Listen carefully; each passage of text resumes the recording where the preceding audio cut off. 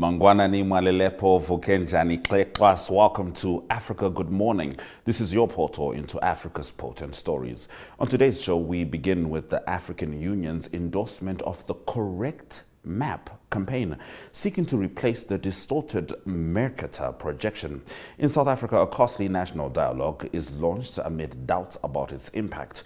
Kenya's mounting debt raises concern over the country's priorities, while South Sudan denies reports of hosting displaced Palestinians. Zimbabwe's gold boom strains laboratories as exploration surges, and Bouake in Ivory Coast highlights both reconciliation and unresolved fractures. Plus, economic news with Augetto Graig and Andrada mining MD Anthony Viljoen.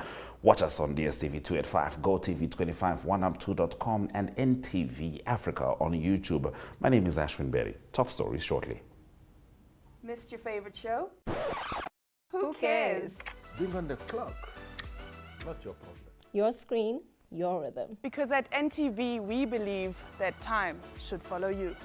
Echo lets you watch your favorite shows whenever you want to. For free, no strings, no schedule. Only the stories you love waiting for you. When you feel like it, check out oneup2.com and click Echo, where primetime is anytime.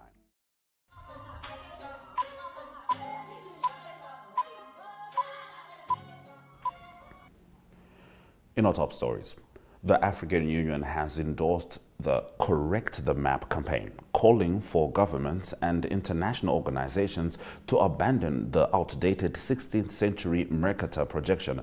The Mercator, long used in classrooms and even on platforms like Google Maps, enlarges regions near the poles such as North America and Greenland, while dramatically shrinking Africa and South America. AU Commission Deputy Chairperson Salma Malika Haddadi described it as more than a cartographic issue, stressing that the distortion fuels stereotypes portraying Africa as marginal, despite its size, resources, and population. Advocacy groups Africa No Filter and Speak Up Africa have revived the debate, urging adoption of Equal Earth projection created in 2018 to better reflect actual landmass proportions. Moki Makura of Africa No Filter labeled the Mercator map as the world's longest misinformation campaign, while Farah Ndiaye of Speak Up Africa argued the misrepresentation damages children's self-perception in schools. The AU says this move is aligned with the broader goals of reclaiming Africa's rightful global place amid reparations debates. Meanwhile, CARICOM's Reparations Commission has also endorsed Equal Earth as a rejection of power-driven distortion.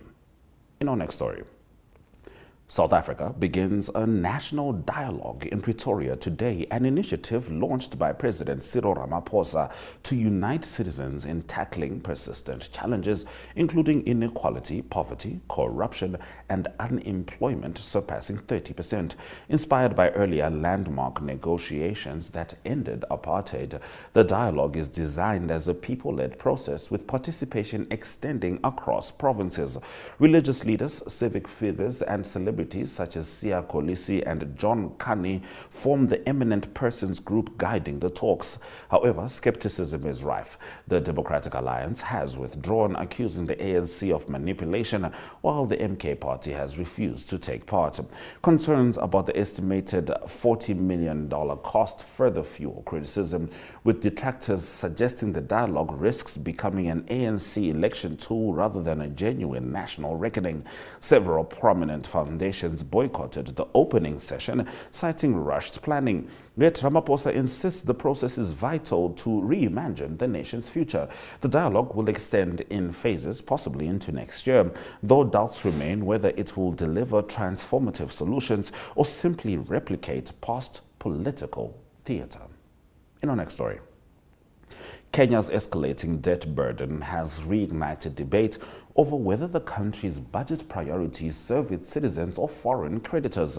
With debt now 11.5 trillion shillings and a debt to GDP ratio of 66.8%, the Treasury projects reductions by 2028, but current repayment obligations are severe. This year alone, 67% of national revenue is earmarked for debt servicing, far exceeding the IMF's recommended 30% ceiling. In July, repayments to China for the standard gauge railway loans accounted for 81% of external debt servicing, draining foreign reserves despite their record high of 1.43 trillion Kenyan shilling. World Bank data also highlights obligations to Eurobond holders, France, and the Eastern and Southern African Trade and Development Bank. Critics argue that large infrastructure borrowing creates an illusion of progress while exposing future generations to default risks. Public opinion increasingly favors slowing foreign borrowing to safeguard healthcare, education, and food security. With semi-annual repayments to multiple lenders ongoing, Kenya's fiscal space narrows further. Observers warn the country risks reaching debt saturation, where fresh loans become unsustainable, jeopardizing economic stability and leaving little room for investment in critical social services. The South Sudanese Ministry of Foreign Affairs has dismissed reports alleging negotiations with Israel to resettle Palestinians from Gaza. Responding to Associated Press claims citing anonymous sources, Juba clarified no such talks have taken place and emphasized its focus remains on internal humanitarian and developmental needs. Officials branded the speculation baseless and stressed it does not represent government policy. The clarification aims to quell international attention stirred by the sensitive suggestion, given South Sudan's delicate diplomatic positioning. The rejection echoes broader African responses. Earlier this year, Somalia and Somaliland similarly dismissed reports of hosting Palestinians, citing sovereignty and security concerns. Gaza's current devastation, worsened by years of blockade, conflict, and recent destruction, has led to occasional foreign relocation proposals. But African states, wary of geopolitical entanglement, have consistently rebuffed them. The US and Israel reportedly raised such plans with multiple East African nations under a proposed post-war strategy. South Sudan's outright denial now reinforces a regional stance of refusal, prioritizing domestic stability over involvement in one of the world's most divisive conflicts. In our next story, gold's unprecedented rise to $3,500 per ounce has triggered a wave of exploration across Zimbabwe, overwhelming the country's mining laboratories. Driven by geopolitical tensions, central bank buying, and global uncertainty, the price rally has sparked a surge in production, which rebounded 40% to 24.3 metric tons in the first 7 months of this year. Annual output is forecast above 40 tons, a staggering recovery from the collapse to just 3 tons in 2008. The Reserve Bank's resumption of gold coin issuance after suspension reflects renewed confidence. However, accredited labs cannot keep pace with soaring demand, slowing analysis crucial for ongoing projects. Mining giant Caledonia reported delays but welcomed the overall expansion, with net profits tripling to $34.8 million in the first half of the year. CEO Mark Learnmouth confirmed financing options are being considered for the Bilboes project, potentially Zimbabwe's largest gold mine. Yet, balancing growth with shareholder returns remains a priority. For Zimbabwe, this gold rush offers both opportunity and challenge, spotlighting laboratory bottlenecks as a key hurdle in sustaining momentum. And in the last of our top stories, Ivory Coast's former rebel stronghold, Bouake, has become the centerpiece of President Alassane Ouattara's narrative of reconciliation and recovery, symbolized by hosting Independence Day celebrations for the first time in 6 decades. Ouattara, 83, presented Bouake as a city reborn, declaring peace restored after years of division. Yet daily realities reflect a more complex picture. Former fighters face widespread job discrimination, while tensions persist between Diola communities and indigenous groups aligned with opposition parties. Analysts warn political actors exploit such divides, with fears of violence returning returning as October's election approaches. Past clashes, including the 2020 unrest that killed 85, underscore fragility. Excluded candidates Laurent Gbagbo, due to a conviction, and Tijane Tiam over nationality issues have fueled protests. While Ouattara is praised for driving steady economic growth since 2011, Bouake's scars from the civil war remain visible in both infrastructure and social relations. Civil society leaders cautiously express optimism about reconciliation, but acknowledge lingering wounds. Bouake stands as both a symbol of progress and a reminder that Ivory Coast's path to unity remains unfinished. Those have been our top stories on Africa. Good morning. Shortly, we'll be swinging over to economic news as Augetto Graig talks to Andrada Mining MD Anthony Viljoen. But prior to that, let's have a look at the weather.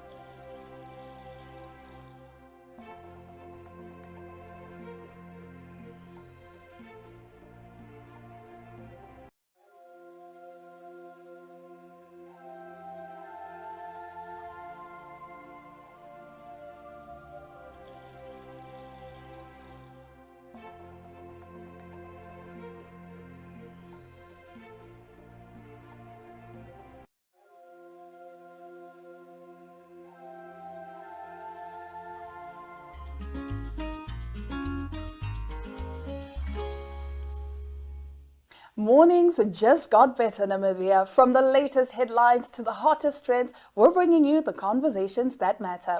That's right. Bright minds, bold opinions, and a touch of morning magic. This is your daily dose of energy. So grab a cup and join in on the conversation every weekday morning at 8 o'clock with Smell the Coffee, hosted by Diana Master and Aina Riza Quayo.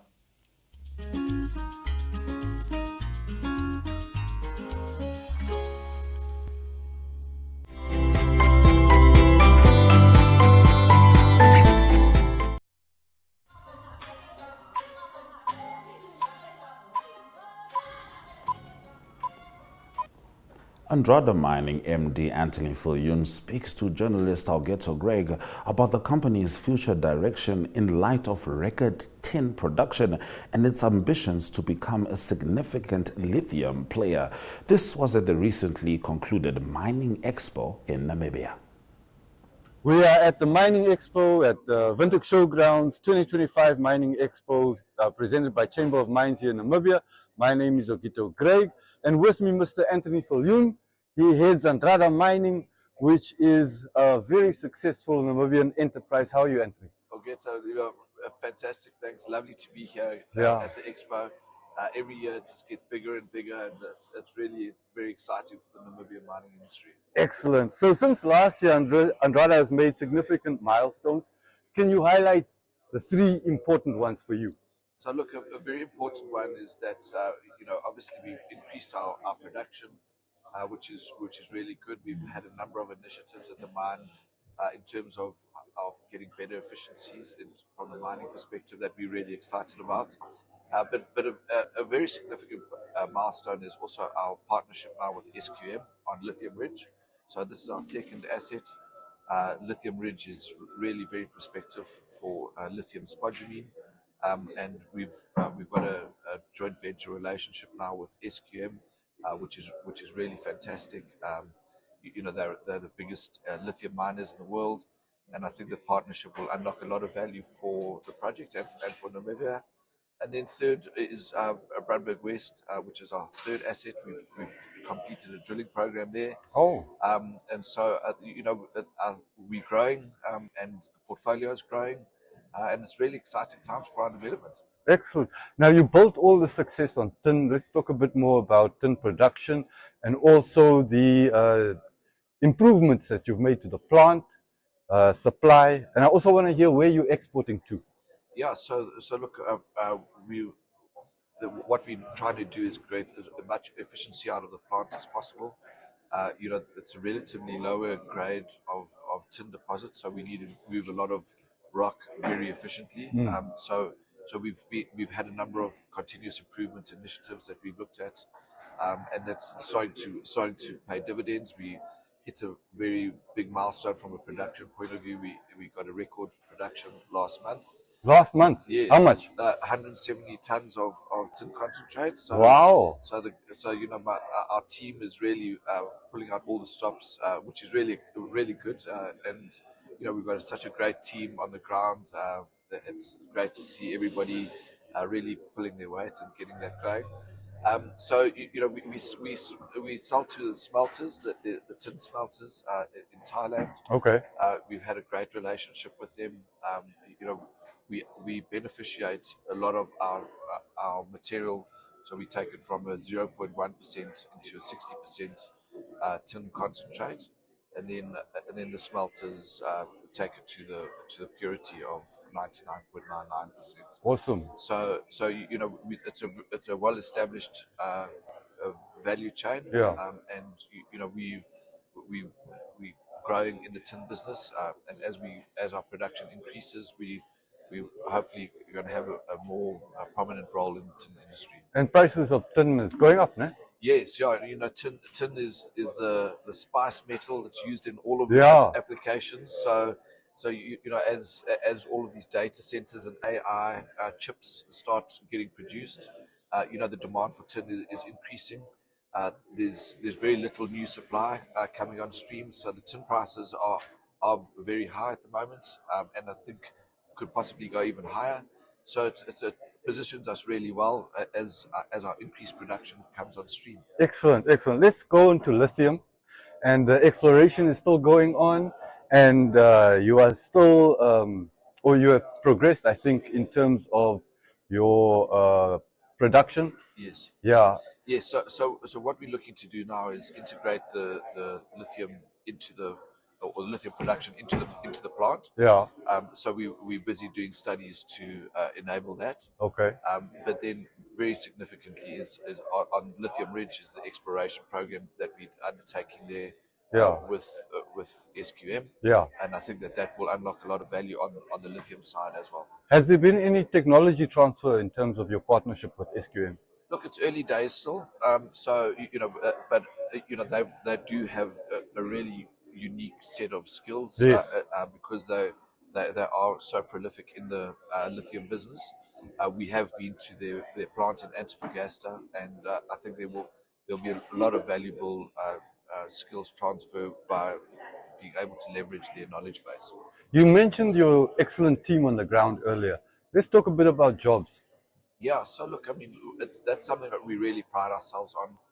You know, I think it's 98% of our workforce is Namibian. You know, the pool of skilled mining expertise is relatively small in Namibia.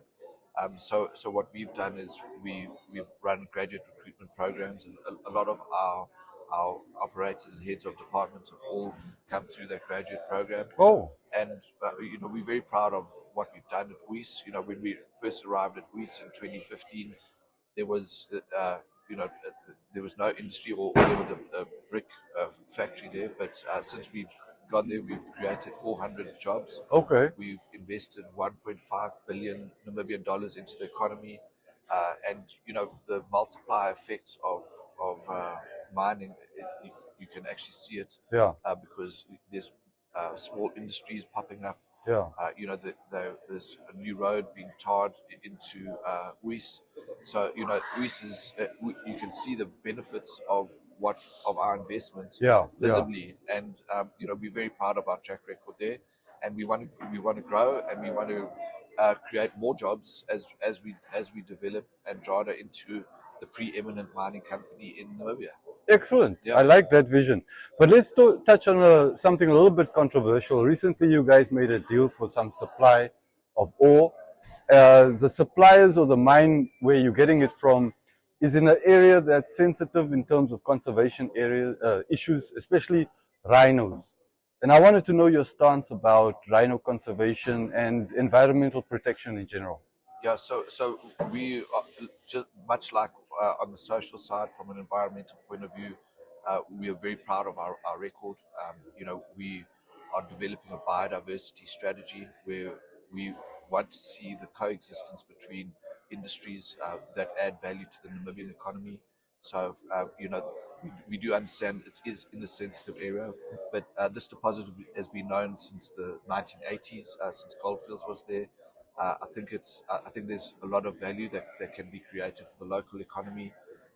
We do want to engage, obviously, and we have been engaging with all stakeholders in the area. The footprint will be relatively small in terms of the bigger conservation area. Yeah. We want to also contribute to the protection of the rhinos. It's a very sensitive species, and we want to protect that heritage as much as everybody else. And I think there is a solution. I think the best way forward would be for everybody to sit around and collaborate. It's not the first time that mining and conservation sort of meet. Yeah. And there are solutions. Yes. We want to contribute to those solutions. Excellent. Okay, now let's look a little bit forward, the rest of the year, and the targets for this financial period. Do you think you're going to hit them? Yes, look, it's never easy in the mining business. So what we have been doing is we've been monitoring our costs. So we are trying to bring the costs down. We've built a new circuit that we're going to start commissioning hopefully in the not too distant future. We've going to be running a very aggressive drilling campaign on Lithium Ridge. We're wanting to unlock some more value with Brandberg West. So we're busy, we're growing. We've got a fantastic team, and we just got to maintain a very friendly investment environment in Namibia, and I think that we will be hitting all of our targets by the end of the year. Awesome! Yeah. Congratulations, and thank you very much. Augusta, thank you so much for your time. Great to see you again, and thanks for having us here at the Expo. Excellent. Awesome.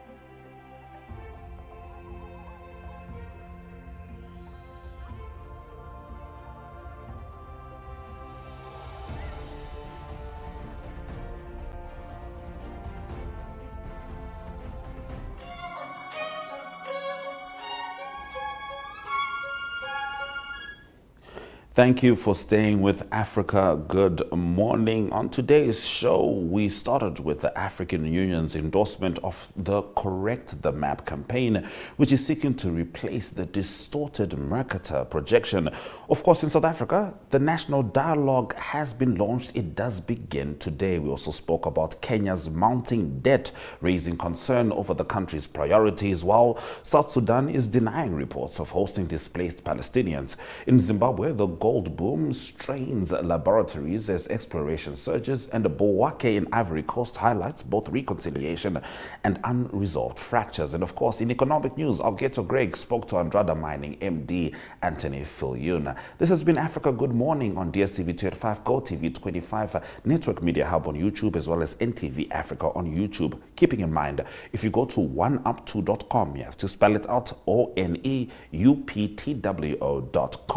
and click the echo icon. You have access to not just this episode, but other Africa Good Morning episodes. Why? Because on oneup2.com, prime time is anytime. From me, Ashwin Berry, and the Africa Good Morning team, we look forward to seeing you on Monday. Swela Zwakanaka.